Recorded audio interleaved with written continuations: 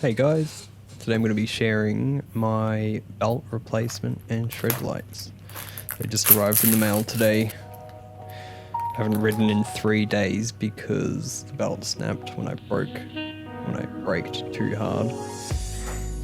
But fortunately I managed to find a supplier in Australia thanks to the help from the Facebook group for Exway. So with the Shredlights, they come with the standard bracket from 12 board store. It's the only one that they have. And they were saying, well, everyone's been saying that they don't fit the Exway Flex. You need the specific angled or flat brackets, or the new one that they've been releasing.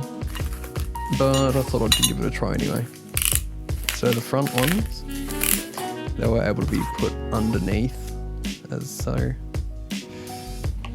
They worked fine as expected, which is cool. It was just the back ones that were going to be causing problems. That's because there is a wire that would prevent you from putting the light into the socket. So instead you can mount them on the top, but you're just going to need to really press hard. The bolt is just long enough. So what I did was put the board upside down, get the Allen key part that came with the board and squeeze it between the ground and the board. If you apply a little bit of pressure, it'll be just enough for the bolt to come through, and then you can get the nut on top of it.